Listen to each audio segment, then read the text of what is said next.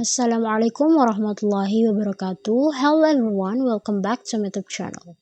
So, di video sebelumnya kita sudah membahas mengenai skill 55, and then now we will talk about skill 56, yaitu recognize incorrect prepositions. So, keep on watching.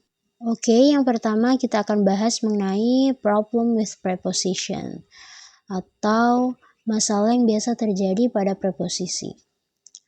Okay, prepositions can be used in two ways, in a literal way and in an idiomatic way.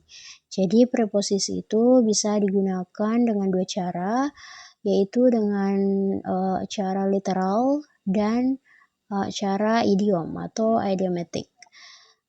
In the literal use, the preposition means exactly what you expect. Jadi dalam penggunaan literal, preposisi ini bermakna yang sesungguhnya terkait apa yang kita ekspektasikan atau bermakna dengan makna yang aslinya seperti itu atau sesuai dengan kamus. Di sini sudah ada dua contoh kalimat. Yang pertama yaitu the boy ran up the hill.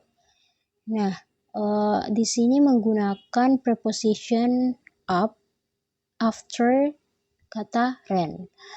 Dan seperti yang kita ketahui, up itu kan secara literal atau secara umum artinya adalah naik atau ke atas.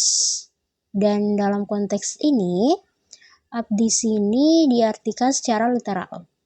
Maka arti kalimat ini adalah anak laki-laki berlari naik ke atas bukit.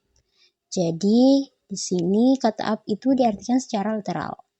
Nah, sekarang kita lihat ke contoh kalimat yang kedua, yaitu I call up my friend. Di sini juga menggunakan preposition kata up, akan tetapi dalam konteks kalimat ini, up ini adalah pasangan dari kata call, yaitu menjadi call up. Dan call up ini memiliki makna atau artinya tersendiri, yaitu menghubungi atau menelpon. Kenapa tidak diartikan secara literal? Karena dalam konteks kalimat ini, apabila diartikan menjadi call and up, itu artinya akan menjadi memanggil ke atas atau memanggil naik, itu sangat tidak nyambung dengan konteks kalimat ini.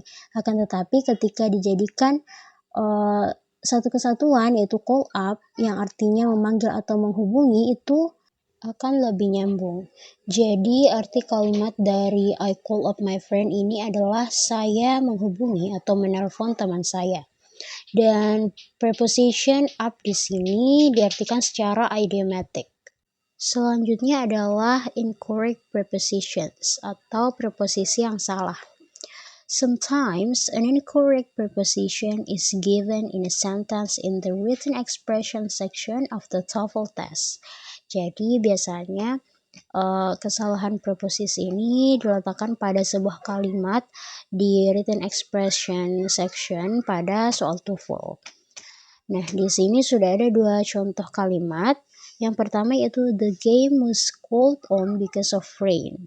Nah, di sini menggunakan preposisi on, dan pada konteks kalimat ini on di sini itu kurang tepat, yang seharusnya diganti menjadi called off.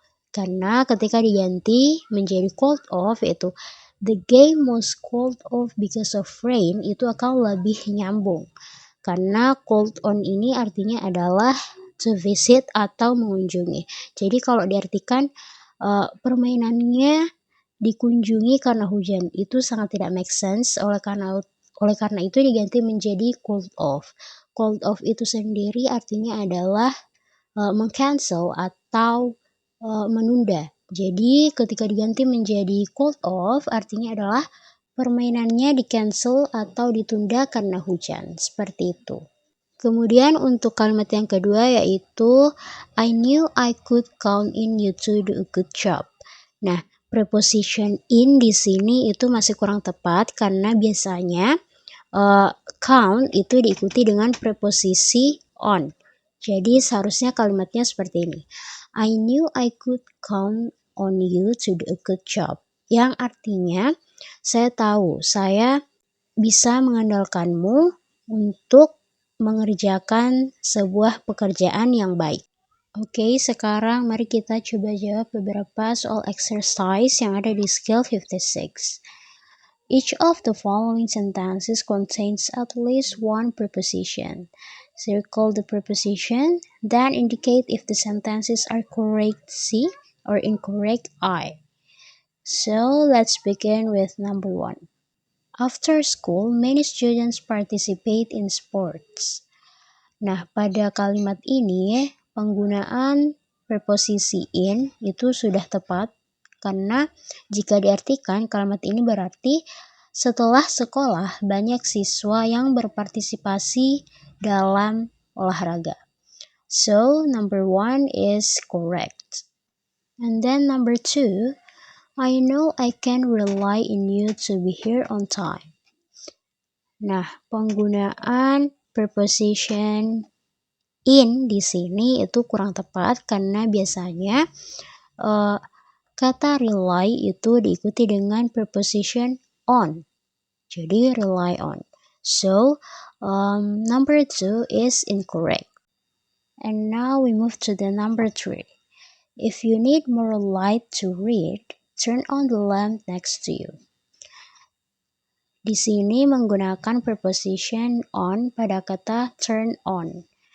Nah, turn on di sini sudah tepat karena di sini dikatakan if you need more light to read, yaitu artinya jika kamu membutuhkan cahaya yang lebih untuk membaca, turn on itu kan artinya menyalakan atau menghidupkan. Jadi turn on the lamp next to you artinya nyalakan lampu di sebelahmu. Kenapa bukan turn off? Karena turn off itu artinya mematikan lampu itu sendiri. Jadi jawabannya itu sudah tepat. So, number 3 is correct. And then number 4.